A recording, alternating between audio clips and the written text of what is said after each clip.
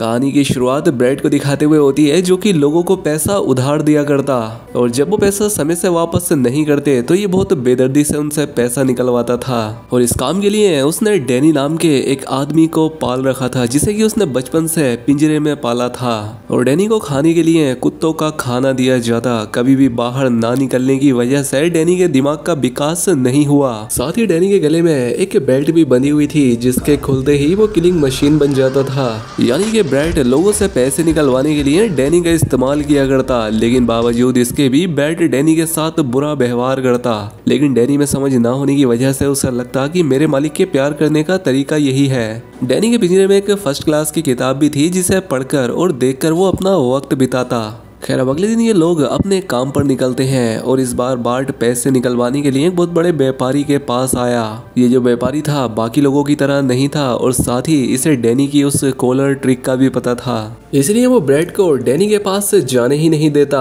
और इस चीज का फायदा उठाकर व्यापारी और उसके लोग ब्रैड और उसके लोगों को पीट देते हैं। लेकिन पास में खड़े डैनी को समझ नहीं आ रहा था कि वो क्या करे। लेकिन किसी तरह से ब्रैड ने खुद को बचाते हुए डैनी के गले की बेल्ट खोल दी, जिसके बाद डैनी ने वहां पर मौजूद सभी लोगों के छक्के छुड़ा दिए। और उसकी ये स्किल देखकर पास ही में खड़ा बेथ नाम का आदमी उससे काफी ज्यादा इम्प्रेस हुआ, जो कि एक अंडरग्राउंड फाइटिंग रिंग का मालिक था। और वेद को डैनी के अंदर बहुत सारा पैसा कमाने का एक मौका दिखा। खैर जब ये लोग बाहर आते हैं तो ब्रैड अभी भी डैनी पर गुस्सा करता है कि गधे खड़ा होकर क्या देख रहा था, हमें बचाया क्यों नहीं तूने।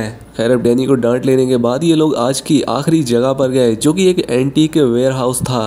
अब डैनी फिर से मार नहीं खाना चाहता था तो बार्ट ने उससे यहीं पर रुककर उसे एक अलार्म देते हुए कहा कि इस पर नजर रखना। और जैसे ही इस अलार्म की बत्ती जले कि तुम्हें अंदर आकर हमें बचाना है। खैर जब ये लोग यहाँ पर चले जाते हैं तो डैनी की यहाँ पर पड़ी एक पुरानी पियानो पर नजर गई जैसा कि उसकी किताब में बनी हुई थी। और इसलिए डैनी जाकर पियानो के बटन दबाने लगा कि तभी यहाँ पर सैम नाम का एक बूढ़ा अंधा आदमी आ गया, जो कि यहाँ पर पियानो को ठीक करने के लिए ही आया था। लेकिन डैनी का पियानो में इंटरेस्ट देखकर वो उसे पियानो सिखाने लगा। अब डैनी पियानो बजाने में खो गया और इसलिए उसने डैनी को पास ही में रखी घड़ी की आवाज पर ध्यान देने को कहा। लेकिन घड़ी की तरफ देखते ही उसे अलार्म की याद आ गई जो कि पहले से ही जल रहा था। ये देखकर वो तुरंत ही उस कमरे की तरफ भागा जहां जाकर वो देखता है कि ब्रैड और उसके आदमियों ने उन लोगों को हरा तो दिया था, लेकिन इनकी भी बुरी तरह से पिटाई हुई थी। खैर अब अपनी जगह पर वापस आने के बाद ब्रैड ने डैनी को बहुत सारी गालियां सुनाई और उसे लात मारकर उसके पिंजरे में घुसेड़ दिया। अब थोड़ी देर के बाद ब्रैड से बात करने आया जिसके पास पैसे कमाने का एक अच्छा ऑफर था। दरअसल बेथ डैनी को अंडरग्राउंड फाइटिंग रिंग में लड़वाना चाहता था और ये एक डेथ मैच था, जिसका मतलब ये था कि या तो डैनी ब्रैड के लिए बहुत सारा पैसा कमाएगा या मर जाएगा। और पैसों की बात सुनते ही ब्रैड तुरंत इस डील के लिए मान गया और अगले दिन डैनी को रिंग में ले जाया गया और उसके सामने एक ऐसा रेसलर आया जो कि पिछले 3 सालों से लगातार फाइट जीतता आ रहा था। इसलिए सभी लोग उस रेसलर पर ही पैसा लगाते हैं। लेकिन मैच शुरू होते ही डैनी ने उस फाइटर के गले पर 3 घूंसे मारकर 1 मिनट के अंदर ही मैच जीत लिया। ब्रैड इस जीत से बहुत ज्यादा खुश था और ब्रैड ने तुरंत जीत के पैसे ब्रैड को दे दिए।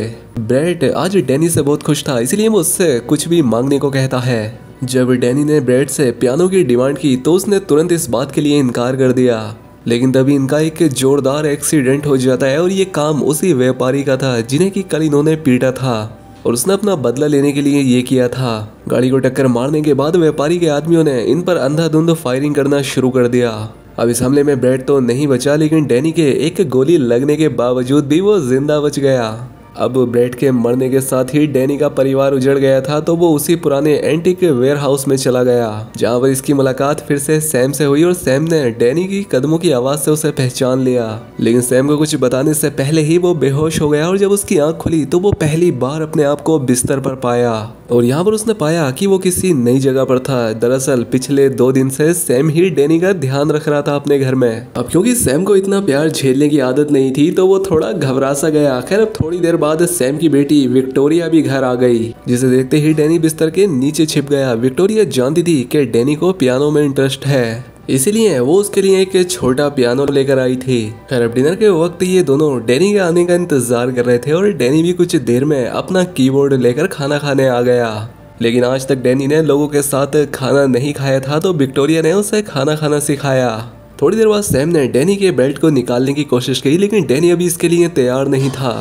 खैर अब अगले दिन सैम और डैनी विक्टोरिया को उसके कॉलेज छोड़ने जाते हैं, जहाँ पर अंदर जाने से पहले विक्टोरिया ने डैनी के गाल पर एक किस कर ली, जिससे डैनी को बहुत शर्म आ रही थी क्योंकि इसने इसके बारे में K4 किस पढ़ा था लेकिन पहली बार इसे महसूस किया। और डैनी की इस खुशी से सैम भी बहुत खुश था। खैर अब शाम होती है और सैम डैनी से विक्टोरिया को कॉलेज से वापस लाने के लिए कहता है, तो इसीलिए डैनी उसे कॉलेज से लेने चला गया, जिसके बाद वो दोनों आइसक्रीम खाने चले गए। और रात में विक्टोरिया को नींद नहीं आ रही थी, तो इसीलिए वो डैनी को पियानो सिखाने लगी, जिसमें डैनी को बहुत मजा आ रहा था और काफी कम समय में डैनी इनकी फैमिली का हिस्सा बन गया था। खैर अब कुछ दिनों के बाद डैनी और सैम सुपरमार्केट में सामान लेने जाते हैं, जहां पर कुछ गुंडे घुस आए और यहां लड़ाई करना शुरू कर दी। ये देखकर सभी लोग काफी डर गए, लेकिन डैनी फिर भी बेफिक्र होकर अपनी सब्जियों को चुनने में लगा रहा। उसकी ये बात सैम को काफी अजीब लगी और जब सैम ने उससे इस बारे में पूछा तो डैनी ने कहा कि मुझसे थोड़ी लड़ रहे थे वो लोग, भले मरते रहे आपस में। अब सैम को डैनी का ये जवाब बड़ा अजीब लगा और अब इसीलिए सैम डैनी से उसके पास्ट के बारे में पूछने लगा, जहाँ पर उसे पता लगा कि डैनी की मासूमियत का फायदा उठाकर उसका इस्तेमाल किया जाता था।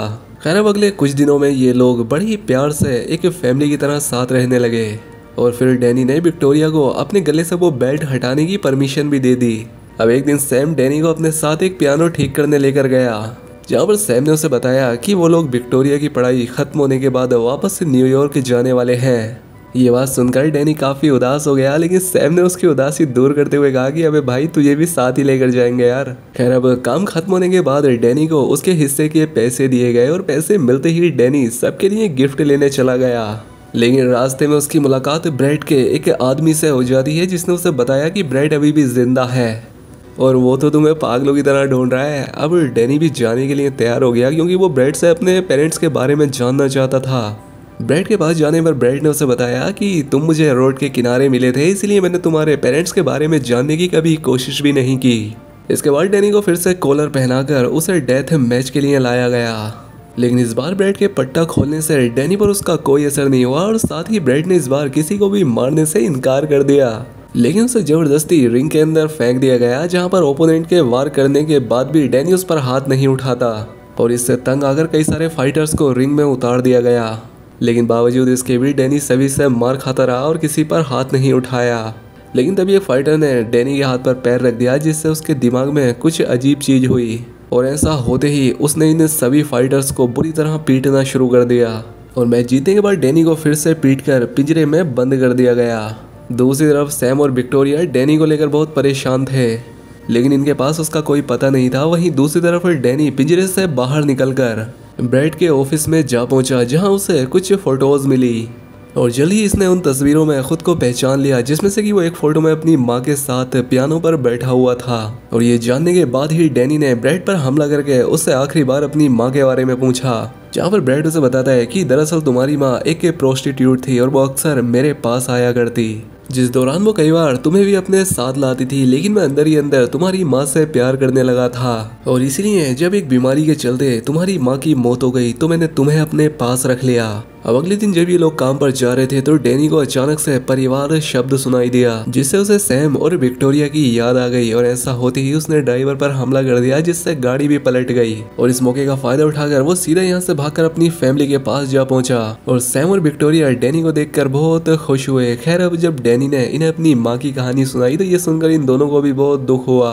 विक्टोरिया ने उन तस्वीरों को देखकर डैनी से इस जगह के बारे में बताया, जिसके बाद सैम डैनी को अपने साथ लेकर उसकी माँ के बारे में और जानकारी लेने गया और यहाँ पर रह रहे लोगों ने डैनी को तुरंत पहचान लिया और इन्होंने बताया कि तुम्हारी माँ भी एक पियानो प्लेयर थी, लेकिन एक दिन अचानक से वो अपने बेटे के साथ कहीं गायब हो गई। उधर विक्टोरिया ने फोटो में मौजूद म्यूजिक नोट्स को पढ़कर उन्हें पियानो पर बजाना शुरू किया और ये वही म्यूजिक था जो डैनी की माँ बजाया करती और उस धुन को सुनते ही डैनी की सारी याददाश्त वापस आ जाती है। दरअसल डैनी की माँ एक बहुत ही गरीब पियानो प्लेयर थी और इसलिए डैनी की माँ ने अपने शरीर के बदले ब्रेड से लोन लिया था और इस सब से वो डैनी को बहुत दूर रखती थी। लेकिन एक दिन जब ब्रेड को इस बारे में पता चला तो उसने डैनी से मिलने की कोशिश की, लेकिन उसकी माँ इस चीज के लिए बिल्कुल तैयार नहीं थी और इस बात से चिढ़कर ब्रेड ने उसकी माँ को ही गोली मार दी और इस तरह से उसने डैनी को अपना गुलाम बना लिया था। इधर डैनी को याददाश्त वापस आने पर वो समझ गया कि ब्रैड किस तरह का इंसान था, तो इसलिए वो सैम और विक्टोरिया को जल्द से जल्द शहर छोड़ने को कहता है। लेकिन उनके निकलने से पहले ही ब्रैड और उसके आदमियों ने इन पर हमला कर दिया। इसलिए डैनी ने उन्हें अलमारी के अंदर छिपा दिया और वो खुद ब्रैड के आदमियों का सामना करने चला गया। और इस बार उसका मुकाबला हुआ स्ट्रेंजर नाम के एक आदमी से, जिसके पास उसी की तरह फाइटिंग स्किल्स थी, लेकिन फिर भी डैनी ने उसे आराम से हरा दिया। और आखिर में ब्रैड खुद ही डैनी को ढूंढते हुए उसके घर में आ गया, जहाँ पर उसने विक्टोरिया और सैम को जान से मारने की धमकी देते हुए सरेंडर करने को कहा। डैनी किसी भी हाल में सैम और विक्टोरिया को खोना नहीं चाहता था, इसलिए वो इसके लिए तैयार भी हो गया। और जैसे ही ब्रैड ने उसे कॉलर पहनाने की कोशिश की कि तभी डैनी ने उस पर हमला कर दिया। वो इतने ज्यादा गुस्से में था कि वो हर हाल में आज ब्रैड को खत्म करना चाहता था, लेकिन ऐन वक्त पर सैम और विक्टोरिया ने बीच में आकर इसे बचा लिया। लेकिन ऐसा करने पर ब्रैड डैनी और उसकी माँ के बारे में और भी गलत बातें बोलने लगा, और वो इतनी घटिया बातें कर रहा था कि सैम खुद ही उसकी जान ले लेता है। खैर, अब कुछ दिनों के बाद सैम और डैनी विक्टोरिया का शो देखने जाते हैं, जहाँ पर शो शुरू होने से पहले विक्टोरिया ने सभी लोगों को बताया कि वो ये गाना किसी खास इंसान को डेडिकेट करना चाहती है। और फिर वो वही म्यूजिक बजाती है जो डैनी की माँ बजाया करती थी, और ये सुनकर डैनी बहुत खुश हो जाता है। तो दोस्तों, ये वीडियो कैसी लगी हमें कॉमेंट करके जरूर बताएं। चैनल पर पहली बार आए तो चैनल को सब्सक्राइब और वीडियो को लाइक करें। मिलते हैं अगली शानदार वीडियो में।